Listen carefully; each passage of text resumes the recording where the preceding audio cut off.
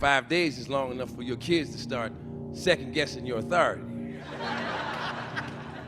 3 days into that, my son walked up to me and was like, hey, so why we gotta listen to you? You can't even get the lights on. Hey, listen, guy, you seem to want to be a comedian.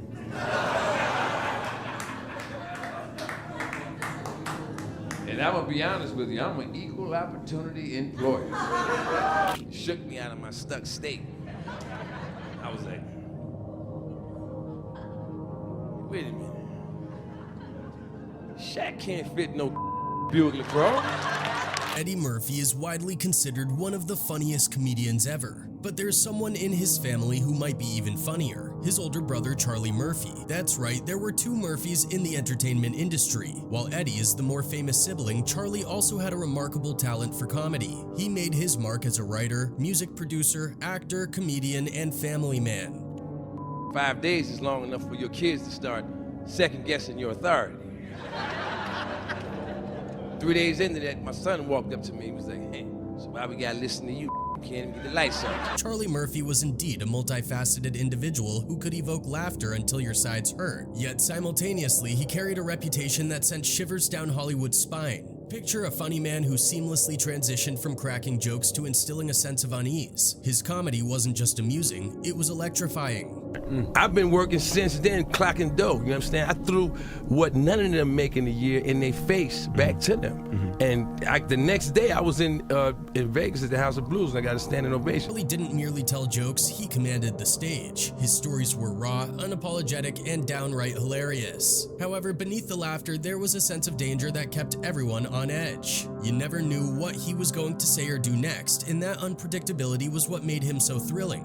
My very first show, a woman said, hey, you can't talk like that around here. I was like, really? When I walked in here, it said comedy club above the door in that tabernacle.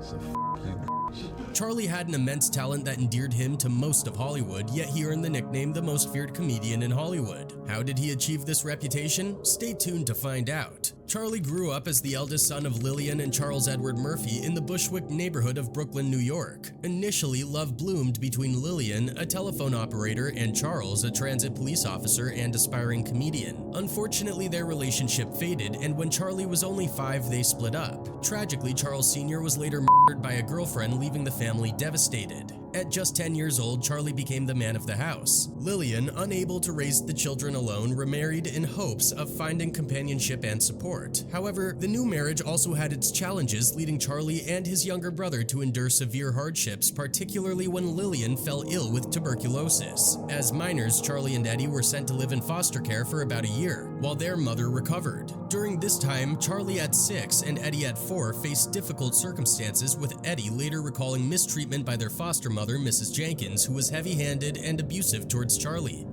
I think what I really think affected me the most was, when I was 10 years old, my father was Right. okay? However, Charlie was an upbeat kid, and despite the challenges he faced in his childhood, he somehow managed to find moments of joy along the way.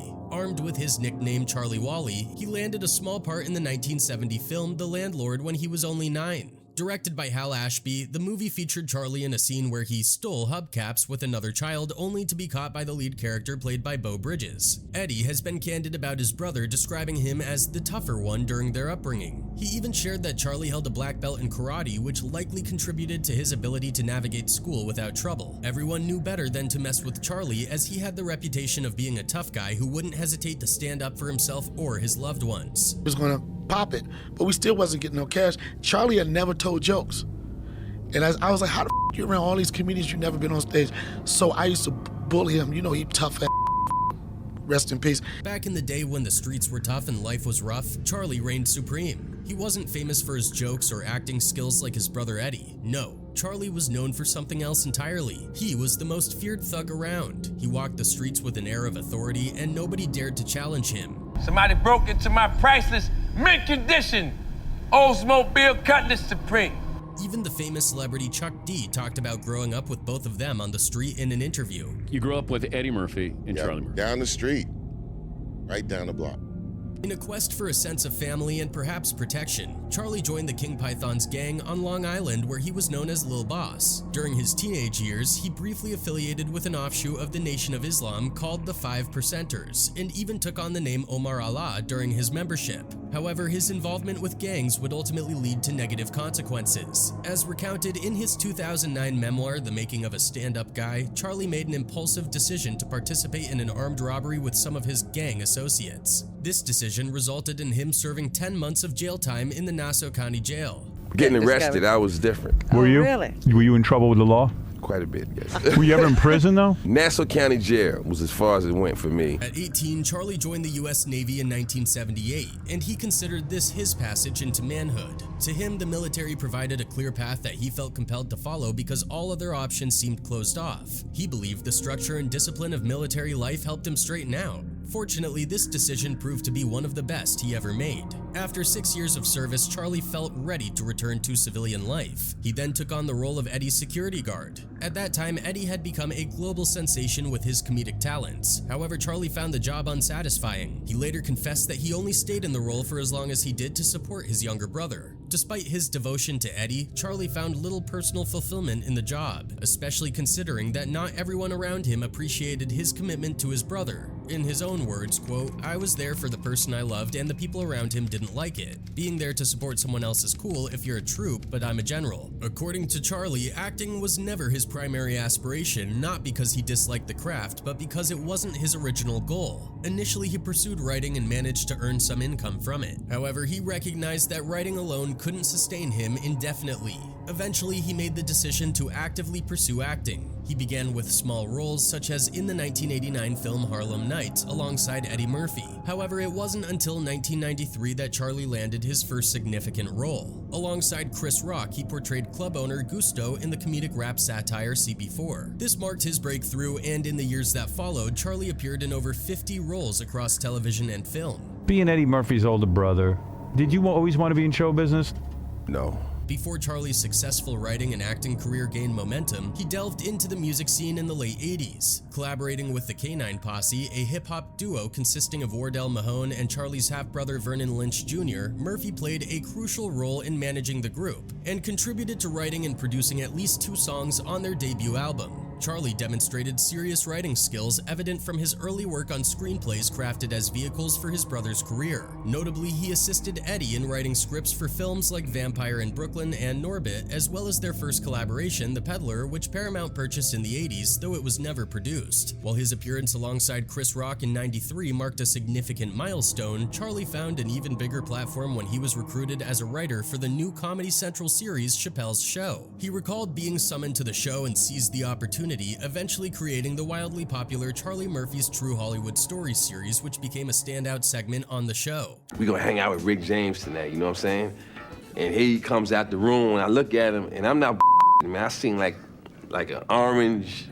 Charlie's career progression was unmistakable, with his earlier film roles contributing to his mastery of the craft. Despite often portraying the depressed bully on screen, he possessed a natural and somewhat charismatic acting style. By the time he became a featured player on Chappelle's Show, his engaging personality seamlessly infused into his storytelling abilities, which were now showcased for the entire world to see. In a 2010 interview with the AV Club, Charlie recounted a moment at the Four Seasons Maui with Joe Rogan. As they stood by the pool, a waitress informed them that paparazzi were filming them from the bushes. While she discussed plans to address the situation, Charlie's primary thought was that he had finally made it. However, despite this sense of accomplishment, Charlie still felt the need to prove himself, not just to himself, but also to his peers. Despite co-writing the screenplay for Eddie Murphy's 2007 film Norbit, which grossed $159 million, and releasing his own Comedy Central special I Will Not Apologize in 2010, which received mixed reviews, Charlie remained determined to refine his craft. Over time, fans noticed improvements in his jokes and timing, and his gigs became more diverse, interesting, and significant.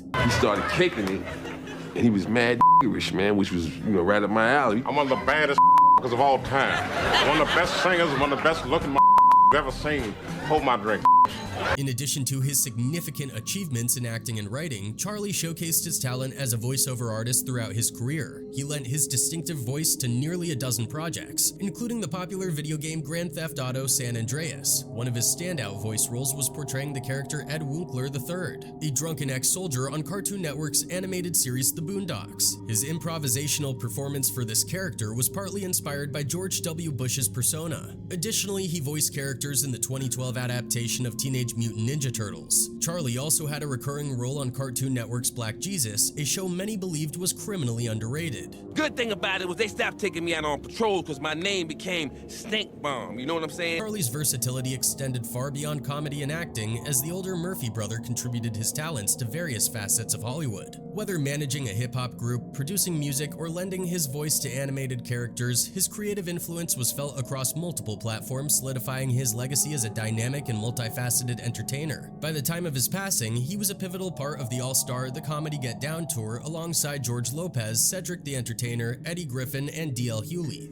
This tour served as a powerful affirmation of Charlie's hard work and dedication, demonstrating that the stand-up comedy he had honed so consistently was indeed ready for primetime. Charlie often remarked on the inherent danger of a comedian's job, yet on shows like Chappelle's Show, it seemed effortless, devoid of any visible peril. Those with expressive faces possesses the ability to induce fits of laughter with just a simple raise of an eyebrow. Charlie embodied this talent, captivating audiences from the start of Chappelle's Show with his expressive reactions. His facial expressions of disgust and embarrassment were comedic gold, leaving viewers in stitches. He was the quintessential supporting actor, complementing the magnetic presence of the show's star Dave Chappelle, and contributing to its undeniable allure. Charlie's dialogue, though initially sparse, consistently delivered a punch. His authentic delivery exuded a tough guy persona grounded in genuine life experiences. Growing up alongside his younger brother Eddie during the latter's meteoric rise to superstardom in the 80s, Charlie was uniquely positioned for comedic success. His innate comfort on screen, especially alongside Dave Chappelle, epitomized a seamless fusion of toughness and humor that struck a chord with audiences. In February 2004, everything changed for Charlie Murphy. His iconic sketches on Chappelle's Show, particularly Charlie Murphy's True Hollywood Stories featuring Rick James and Prince, swiftly ascended to the pinnacle of the show's classics. These sketches, now hailed as undisputed masterpieces, aired consecutively over 2 Wednesdays, captivating viewers and even overshadowing the legendary performances of Dave Chappelle and Eddie Murphy. For those brief but unforgettable weeks, Charlie was celebrated as the funniest man alive, a testament to his comedic genius and enduring impact on pop culture. During the peak of Chappelle's Show's cultural phenomenon, Charlie's unforgettable storytelling epics propelled the series to new heights of must-see television. While the show was already essential viewing, with its rich tapestry of references, characters, and jokes igniting lively discussions, Charlie's back-to-back narratives became the centerpiece of water cooler conversations. Missing an episode left the next day's school or work discussions feeling incomplete without dissecting Charlie's latest comedic masterpiece.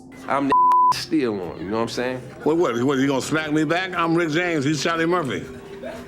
I waited because I knew what hotel he was staying in. The profound cultural impact of Chappelle's Show throughout its 3-season tenure was significantly enriched by Charlie Murphy's contributions. While Dave Chappelle laid the groundwork with his comedic brilliance, it was Charlie who shone the brightest among legends, driving the show's evolution towards greatness. However, Charlie's career extends far beyond his time on Chappelle's Show. Prior to his breakthrough on Comedy Central, he made notable contributions to cinema, actively participating in movies and shows that are now celebrated as cornerstones of Black Hollywood. Even after Chappelle's Show, Charlie remained active in the entertainment industry, appearing in stand-up specials and lending his voice to animated series like Black Dynamite. Nevertheless, it was during his stint on Chappelle's Show, particularly during that memorable February run, that Charlie solidified his star status. His storytelling prowess and comedic talent carved out a distinct lane for him, one that left an indelible mark on pop culture and ensured his legacy as an influential figure in the entertainment landscape. For many, Charlie Murphy's impact went beyond mere television appearances. He became a symbol of comedic brilliance and cultural relevance, inspiring audiences and fellow artists alike. To others, his journey exemplified the power of authenticity and talent in forging enduring connections with audiences and securing a lasting place in entertainment history. We got closer, started hanging out.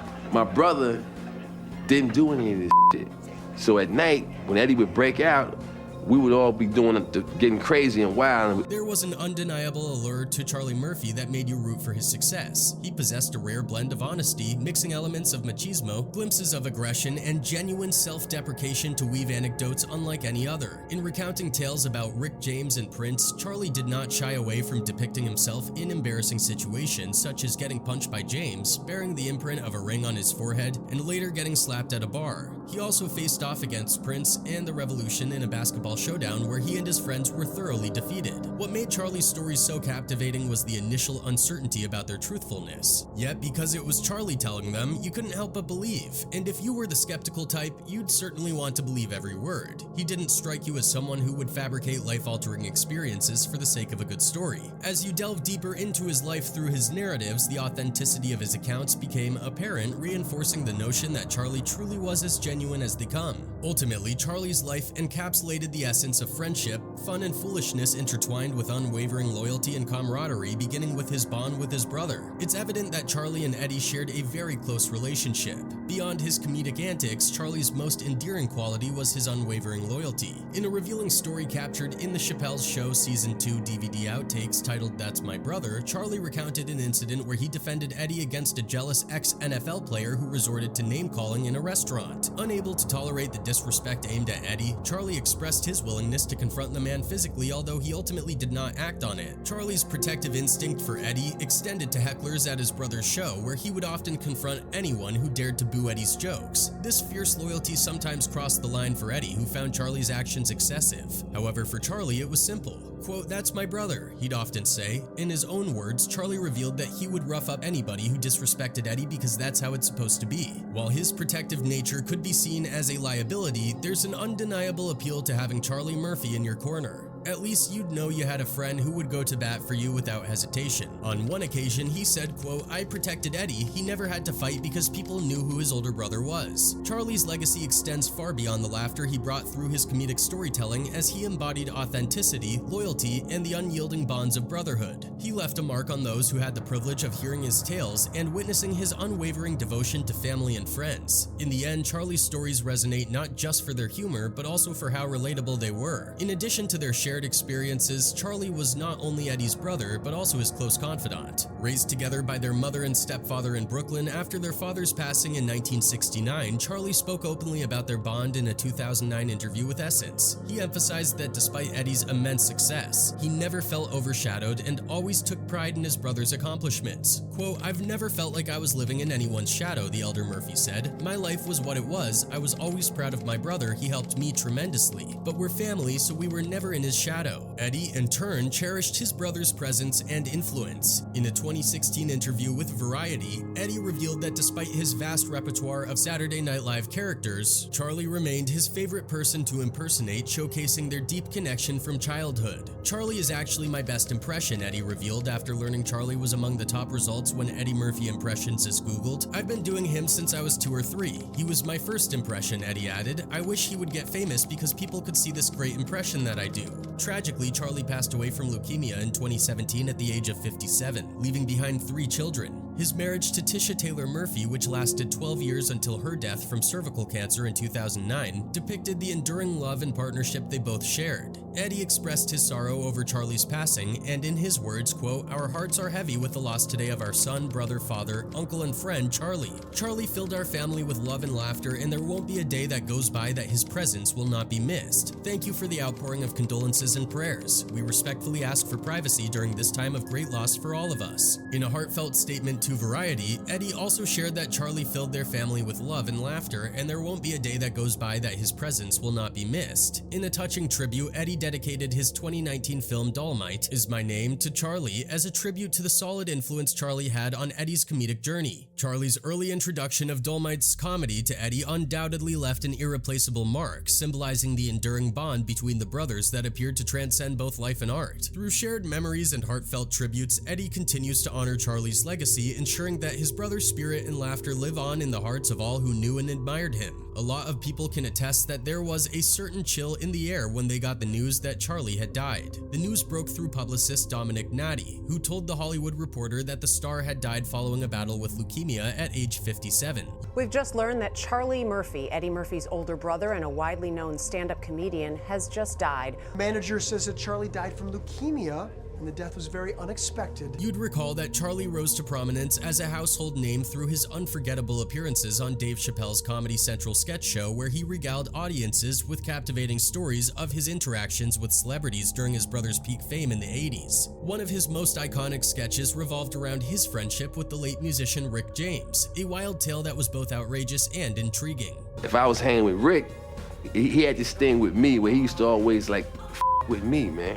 I don't know what started it. Reflecting on his experiences with Rick James, Charlie once revealed that countless more untold stories were too wild for television. He recounted moments where he felt Rick took things too far, going deep down into the abyss with a daring attitude that Charlie often found unsettling. In an outtake from Chappelle's show, he humorously expressed his reluctance to join Rick in his ventures into the unknown, depicting their interactions as a blend of camaraderie and chaos. Sadly, all of this would come to an end, and Charlie's life was snatched right from him. A farewell message shared on Charlie's Twitter account read, quote, "One to sleep on, release the past to rest as deeply as possible." The news of Charlie's passing prompted an outpouring of tributes from friends and colleagues, including heartfelt words from fellow Chappelle's Show actor Donnell Rawlings, who described him as a lion and emphasized that it's time for darkness to see the light. Beyond his television success, Charlie also made his mark in numerous movies and television shows, and even lent his voice to video games. He was known for his passionate nature, which extended to his earlier career as a bodyguard for his famous brother Eddie. Charlie's deep love and admiration for Eddie led him to defend his brother fiercely, even engaging in altercations with audience members who dared to criticize Eddie's comedic performances. "I was a hothead," Charlie famously admitted, recalling how he would confront individuals in the audience who did not like his brother Eddie's jokes, viewing it as a personal mission to defend his talent. "It was to the point that if I went to a show and you were the hater in the audience, that was like, that S wasn't funny. Pow, I'm jamming you, man," Murphy once said, because the S was funny. There was 10,000 people laughing, and you that one joker that want to try and squeeze a lemon. F you. I don't even want you to be there, and I took it as a personal crusade, and they were like, you know what, you're a little overzealous with your job. So that is how I ended up not doing that anymore. This fiery dedication ultimately led him to transition away from his role as a bodyguard, as he later recognized that his fierce approach often crossed the line. Another memorable anecdote immortalized on The Chappelle Show centered around Charlie's unforgettable encounter with the legendary musician Prince. Recounting a surreal night of basketball against Prince and his crew, Charlie marveled at the singer's unexpected prowess on the court. During an interview on The Tonight Show starring Jimmy Fallon on February 26, 2021, Eddie affirmed the authenticity of the sketch, describing it as totally and accurate. He fondly recalled the basketball game that took place in '85, with Charlie proposing a playful matchup of shirts against blouses. Eddie chuckled as he recounted the outcome, admitting that the blouses won, they beat them hands down.